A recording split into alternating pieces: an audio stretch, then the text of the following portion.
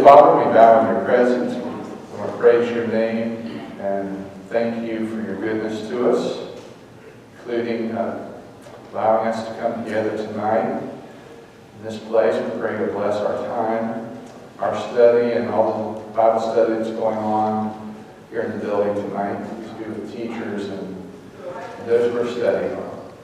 Please guide our hearts, help us to learn things that will help us to be more like your Son, and prepare us for eternity and being with you. Thank you for Jesus, and we come to you in his name. So, don't know how good you are with your Greek mythology, but there's a story in Greek mythology about a guy named Daedalus, who was a great inventor, and he went to the island of Crete and really impressed the king there, King Minos, who's known for some other stories. But he was so valuable to King Minos, and King Minos didn't want to let him go home. And so he imprisoned him on Crete in the course of the story, and Daedalus figured out a way to escape. He, along with his son Icarus, figured out that we can build wings and we can fly away. And so that's what they did, and he made wings out of bird feathers and wax, and they flew out of Crete. And you can imagine flying away, and Icarus got the bright idea that he wanted to fly extra high. He wanted to fly to the sun. And so he kept going higher and higher. His father warned him, you're in danger, cut that out. But he kept on going, and of course it got hotter and hotter, and eventually the wax of those wings melted, and Icarus plunged into the ocean and drowned. So it's ever since then been sort of a warning, the moral of the story being don't fly too high, or it might come to a bad end. Don't get too proud, that kind of thing. So I was reminded that somebody referenced that in relation to part of the teaching here in 2 Corinthians 12 that Paul does, although Paul is not mythology. He's demonstrating a sort of anti-Icarus approach to things in what he talks about here. So notice that the opening phrase, I must go on boasting, Paul says at the beginning of chapter 12. I must go on boasting. Do you remember why Paul is boasting in the first place?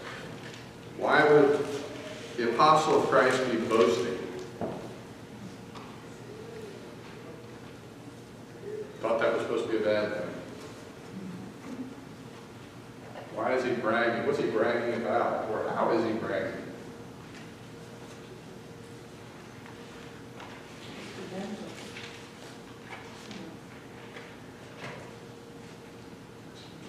Did I ask a hard question?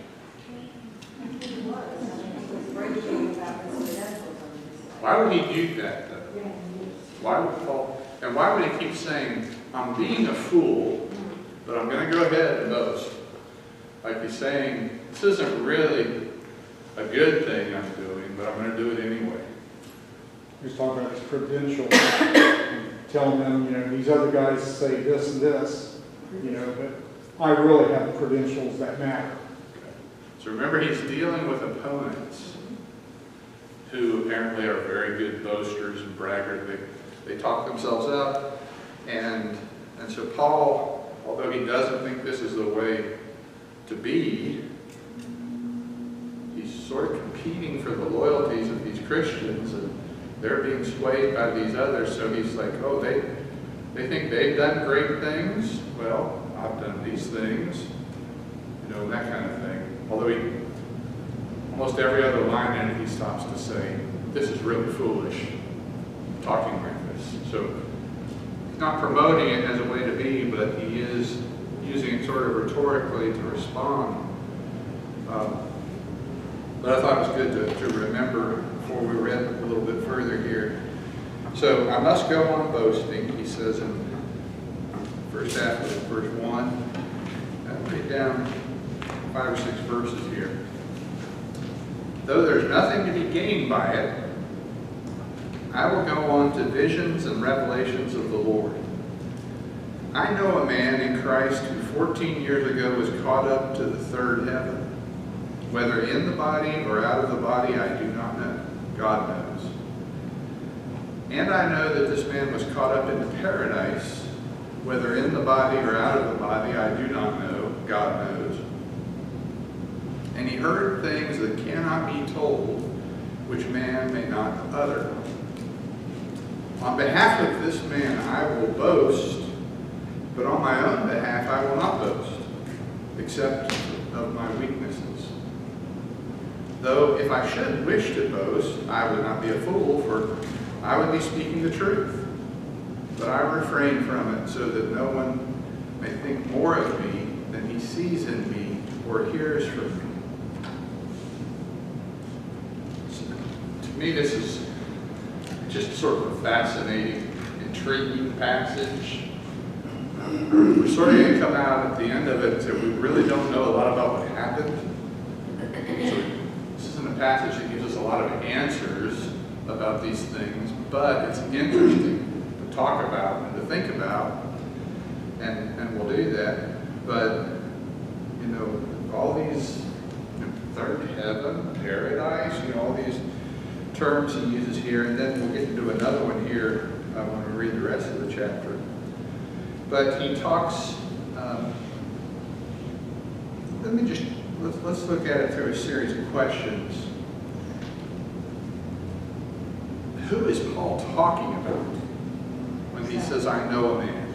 Himself. You think it's himself? I agree. There's some people that think it's somebody else, but I think it's pretty clear if you read verse 1, 5, and 9, that he's coming around, he's like, he's pointing at himself, but not real directly. When did this thing happen? What does he say? 14 years ago. 14 years ago. Now, we don't know exactly what year Paul's writing this, but probably in the late 50s AD. So this would take you back to the early 40s AD, which is real early. I mean, the church established in 33 or so AD. And then Paul's conversion, and probably the 14 years gets us back before the first missionary journey. So it's before Corinth ever heard the gospel. All right, so it's before they even existed. Paul talks about this thing that happened 14 years before. Yes? Why do you think it's him? I'm curious. Well, I would go to verse 5. On behalf of this man I will boast, but on my own behalf I will not boast, except of my weaknesses. And then he goes on, he's going to talk about his weaknesses, which seem to stem from this thing that happened. As we put it all together, because he goes on and talks about revelations he received, and because of those I got this thorn in the flesh. So sort of putting 2 and 2 together, I guess. But as I said, there are those who think he's talking about someone else. He's using a rhetorical method. Like, remember, he doesn't want to boast, so he's not going to talk about himself. He's going to talk about this guy 14 years ago. It's almost like you reflect back on yourself. I was a different person 15 years ago. So I can talk about myself almost like in the third person. I think it's a device he's using to deflect attention just on Paul. But there are people who think another way on it. Yes, it's ironic. It's an ironic approach. Yeah, definitely.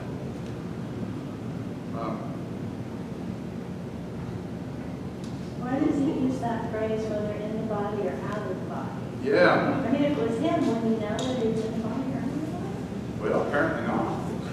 Well, Like, is he saying, I don't know if I had a vision or if I actually literally went there. Oh. Did I go bodily, or was this just some, because God often communicated in visions. Right. Did God zap me asleep and I had a vision? I think that's the force of that. Now, where did he go in his words? What's he saying? The third heaven, right? The first thing he says is the third heaven. And it's interesting, you read the commentaries on this. They had all kinds of views of heaven, most of them, well, I guess all of them pre-scientific, but some people thought there were 7 different levels, some thought 10, some 3. Depends on who you read. And so the basic explanation I've understood of 3 is, the heavens, sort of the place we live, right? Where the birds fly. Okay, our atmosphere. And then the second heaven being where the sun, moon, and stars are. Right? And then the third being where God is. So, why do we say that? Because then he said, he calls it something different. Right? Caught up to the third heaven, but then he says, I was in paradise. So in paradise, now we've got a term that we can trace some other places in Scripture. So where's the first place we hear about paradise? Lazarus. What's that? The rich man Lazarus. Well, way back. Genesis. Genesis, right? The garden. Paradise in the Old Testament is a word for garden. Eden is paradise. Okay? That's first. But then, I think only 2 times the word is used in the New Testament. It's used several in the Old Testament. But one time somebody predicted they were going to be in paradise. You remember? Jesus was the thief on the cross. Right. Today you will be with me in paradise. Right? And then the other place is in Revelation chapter 2. Where? I've got to improve my writing. Revelation chapter 2. It's in one of, verse 7. It's in one of the letters to the churches there.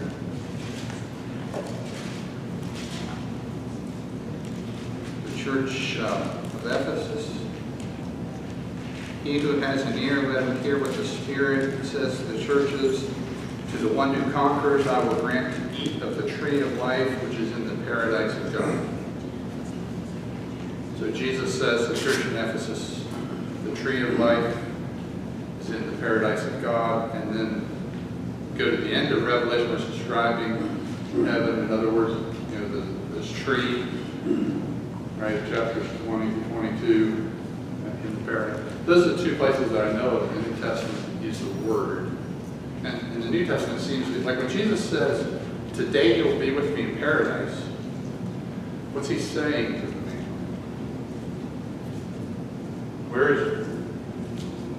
Jesus and the thief are about to die, and the man has confessed his faith in Jesus, right? Unlike the other thief.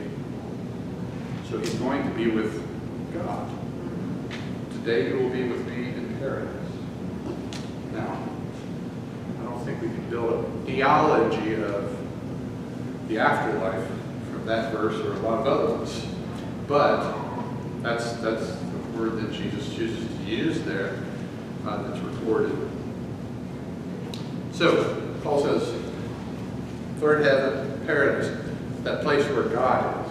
This is you can see the extent of my heart. These are birds. I did a pretty good sun, moon, stars. This is a throne. So the third heaven is where God is. And that's what Paul also calls paradise. So the place where God is. That's about all we know about this this thing that he describes that happened, that he was caught up to the place God is. And as someone pointed out, he doesn't know if it was like physical. Did he literally physically go there, or was it a vision given him sort of in his conscience? Yep. I heard a theory one time, I guess. What would you think of it? Okay. Remember, we know that Paul was shipwrecked and left for dead and stoned and so many things like that. I heard it proposed that this might have been one of those occasions when he was nearly killed, and left for dead. Yeah. That he remembers that part of it, that kind of thing. Yeah. There's any number of times it could have been, I guess. Something traumatic happened. We know, he talks about this revelation he receives here. There are a lot of places where it says he received revelations. Not the book at the end of the Bible, but messages from God. He received revelation from Jesus himself on the road to Damascus, right? And there was a time in Corinth where an angel appeared to him and said, "Stay, I will protect you." And so there were multiple times we know that he received revelations. And it seems like maybe these opponents, whoever they are in Corinth, one of the things they like to brag about is all the messages they get from God. Right? Remember in 1 Corinthians, Paul said, when you come together, everybody has a song, a hymn, a revelation, a prophecy. So one of the things that happened at church in Corinth in those early days was people would have revelations from God. Right? And these guys were, I just get that he doesn't ever come out and say this directly, but I get the idea that they're really good telling people about the visions they've had from God. And so if you have a lot of visions from God, you must be close to him, right? Just like you listen to some guy on TV that comes on and says, "God gave me this message last night to bring you today." Last night, he came to me. So you ought to listen to me, right? Even if what I'm about to tell you contradicts what you can read here, you ought to listen to me. So that kind of thing apparently is going on in Corinth. And so Paul says, all right, you know what happened to me 14 years ago? Or this man I know? I want to play this game where you're impressed with vision. I'll tell you about visions and revelations. One of the things he ends up saying is it's not all it's cracked up to be. Right? We'll get to that in a second. What did he see in his vision? I'm just asking you to look and see, what does Paul say? What does he write about? What did he see? Doesn't say he saw anything, right? As far as we know, he didn't see anything. But what did he receive?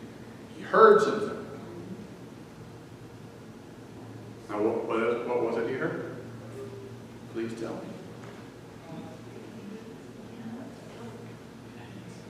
I heard a bunch of stuff, but I'm not allowed to say. Right?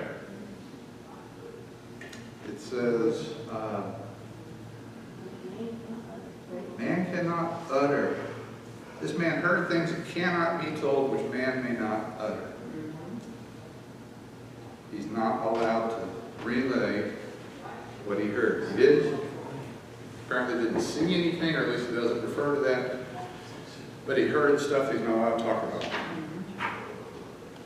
So it makes you wonder, these people he's struggling with in Corinth, if they're,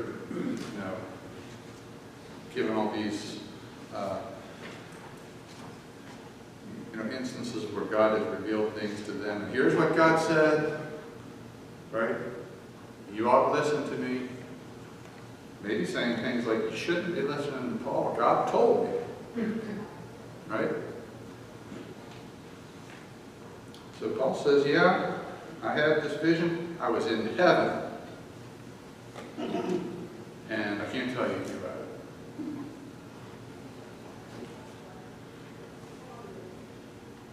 All right, questions, comments about that so far? Is it possible that this man that went to the third heavens and then went to paradise, that was like 2 different occasions? Oh, that he's talking about one time was the third heaven. I've not heard that view before.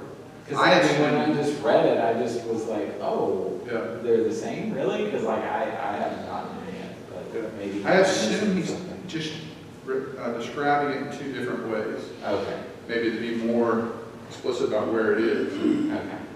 But I suppose that's a possibility. We know he had multiple visions and revelations.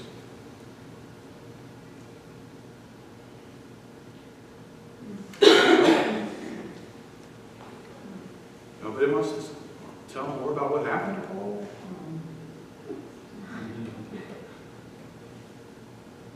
Okay. I don't know. I see a lot of people who talk about visions and revelations and stuff they've received from the Lord.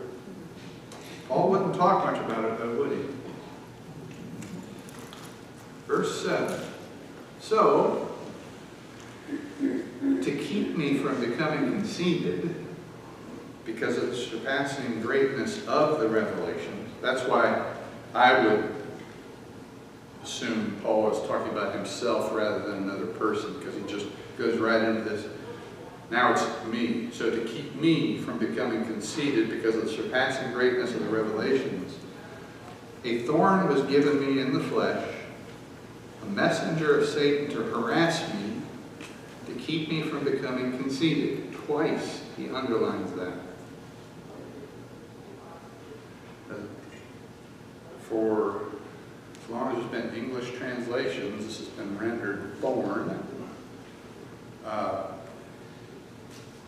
And that's probably, I guess, as good as anything, but the way I understand the word, and this is the only place this word is used in the New Testament. The idea is like, when I think of a thorn, like I think about a rose bush, where you sort of prick it, how that hurts, I'm done. This word is more like a really bad splinter that you get that is really painful and you can't get it out. You ever have one of those? I like the easy splinters that you see and grab them, but those aren't, a lot of times aren't the ones you get. You get those down in there and you have to have a magnifying glass or this. That's the kind of thing this word refers to. A locust thorn won't come backwards. You just have to wait until it works its way out.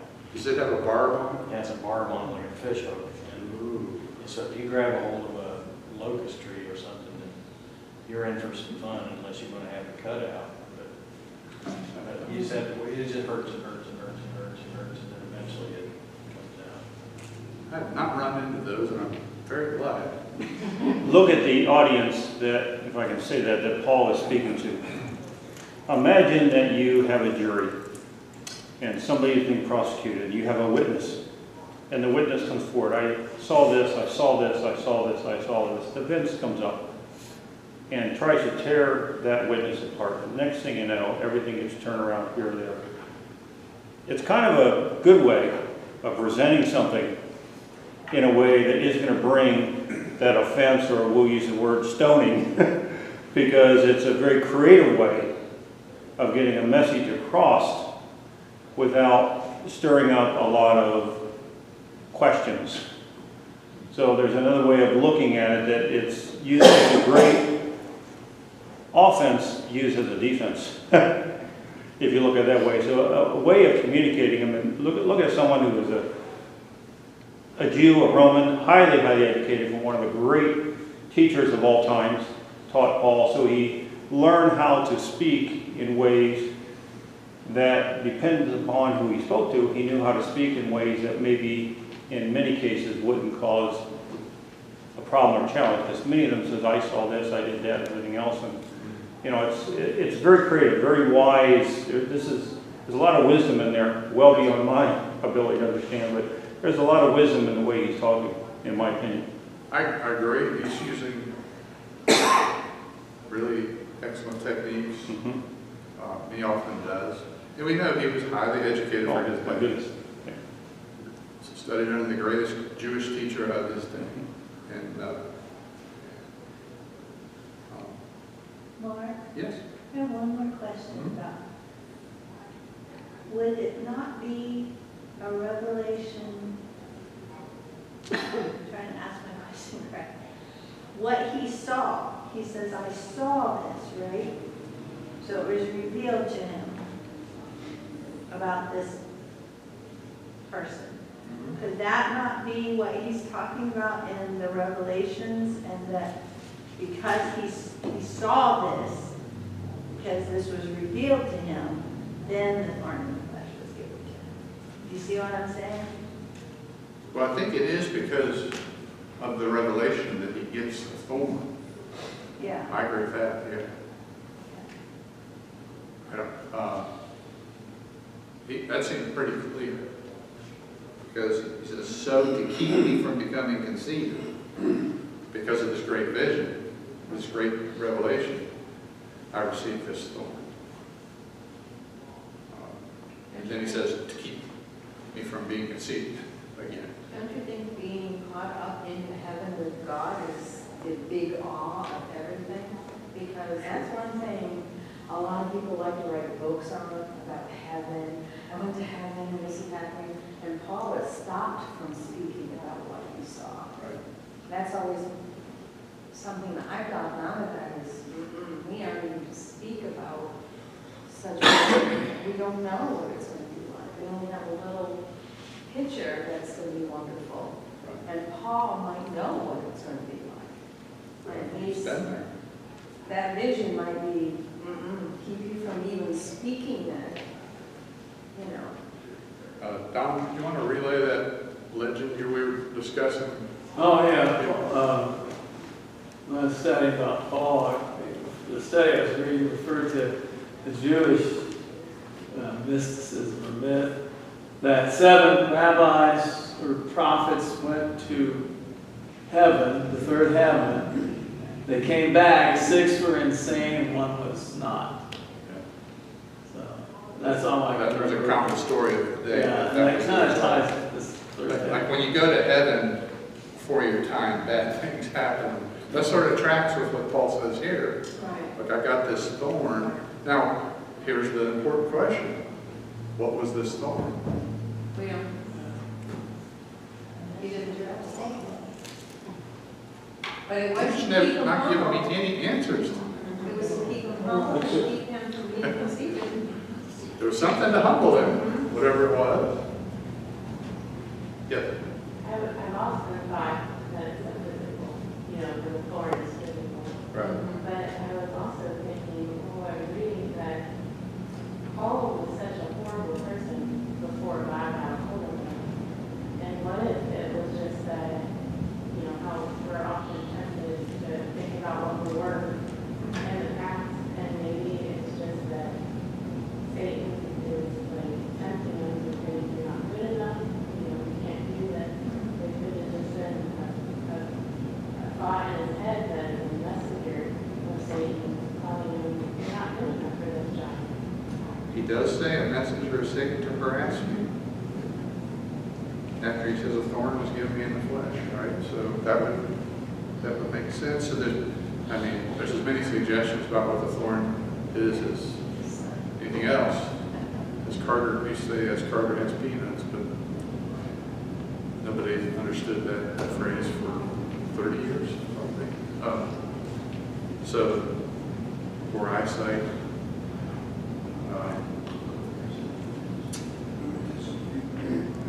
Various physical ailments, poor eyesight, right, as a support. Go read Galatians 4:13 through 15, where he's speaking to the Galatians, how when he came to them, he was suffering, and you would have torn your eyes out and given them to me, he says. So people extrapolate from that, oh, that's what it was, he had bad eyesight. Could be. That's why you had people writing. Maybe that's why you had people writing. And he had, yes, he had, and when he does write, he says, see how large I write these letters? That's how you know this is my handwriting. The writers of Paul, different writers have mentioned these are, could be some of them, or maybe were some of them. They had rheumatism, impediments, malaria, epilepsy, hysteria, depression, eye trouble. Different people have written different things that they believe based on their reading, that it could be any or all, or those type of things. But One, I don't really come down any place on them, really, because every time I read somebody's strong argument for one, I say, oh, that's probably it, then I read the next one. But another good one is, some people say, it's just the fact that everywhere he goes, these people are chasing him and trying to ruin his work. And they're definitely, in a sense, messengers of Satan. That could be that. Like he could, so what does he do when he receives the thorn? To keep him from being conceited, what does he do about it? Ask the Lord to do it. He asks for it to be taken away. Yeah. Whether it was a physical ailment or persecution or whatever, yes. He didn't ask, he pleaded, begged. Yeah.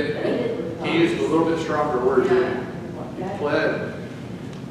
Remember anybody else that pled 3 times for something to be taken away in the New Testament? Right, in the garden, 3 times, and then he didn't ask anything. Of course, his next day was the cross, right? But Paul, I don't know if Paul is intentionally saying 3 times I did that, just like Jesus. It could be, but does parallel with that. One thing I had always wondered, I guess this is the way I'm leading, it may not sound right, but he persecuted so many Christians before he became a Christian. And he had to live with that the rest of his life. I always felt that it was his guilt of what he had done to God's work before he became a Christian. Feelings of guilt. Will be. And can you imagine, like when he goes back to Jerusalem or in the area of Israel, he's seen people that he persecuted, or maybe their father, Paul, was responsible for their death or imprisonment, whatever. Even though they're fellow believers now, that's got to be tough. So that's a strong possibility. Feelings of guilt. That's kind of what Laura was saying. Yeah, you know, like, absolutely. because that remembering of what you did in your past, and Satan's very good about saying, oh, you're not good, you can't, no, he's not forgiving you, you can't be used by God, blah, blah, blah, blah, you know.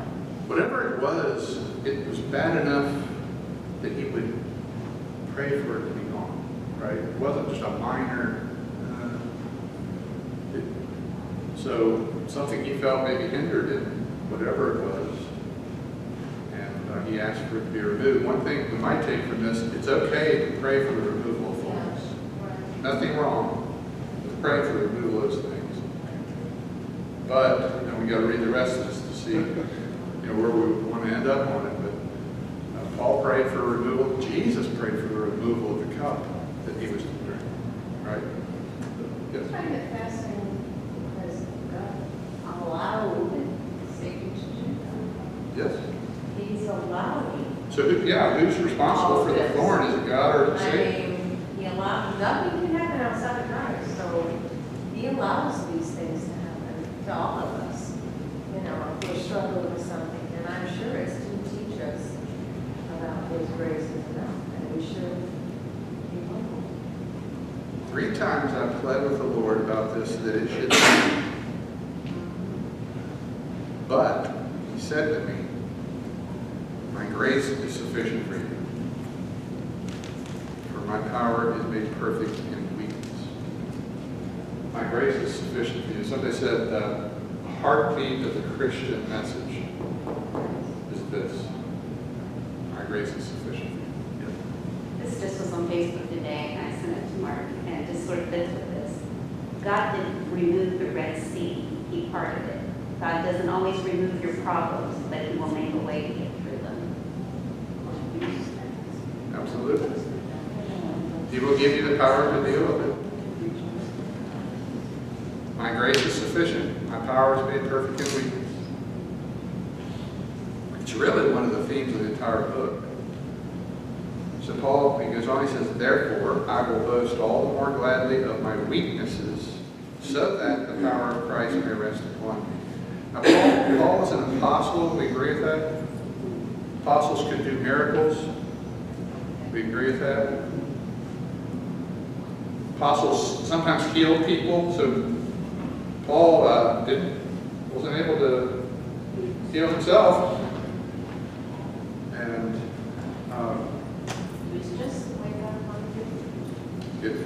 this was you're fine where you are, Paul, how you are. My grace is sufficient.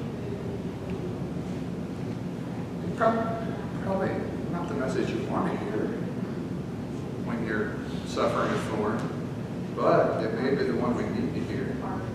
Yeah. Oh, sorry. I would say that humility is super important to God because Moses did all those things before God, and it was his humility that made him not be able to go in front of the problem. Most humble man on the face of the earth. And you know who wrote that about himself? Moses wrote that. By inspiration, so it's okay.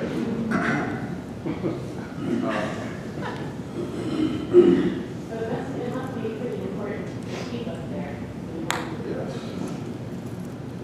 Going back to what someone else pointed out, that like this thorn is, Paul refers to it as a messenger of Satan to Yeah. harass me, but yet it's doing a good thing in Paul's life.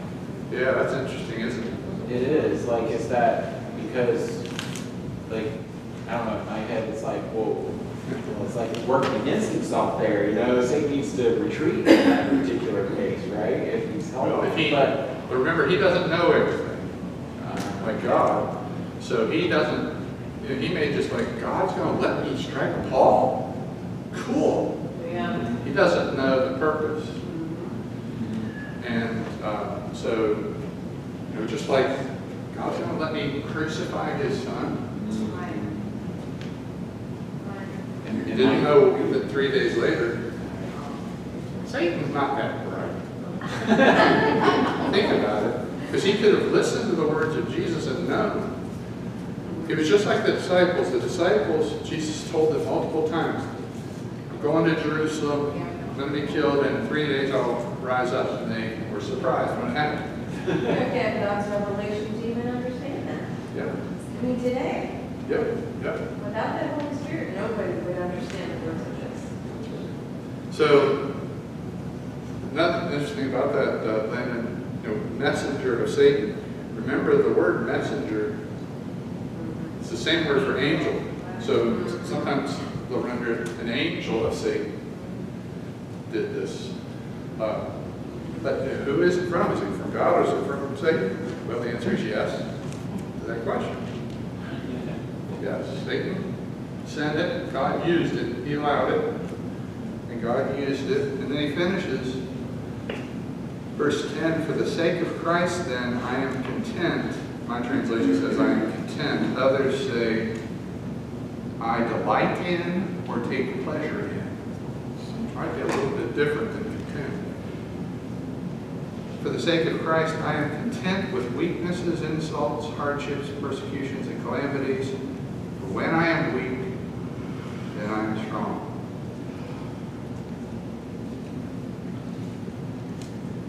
What does it mean to be content?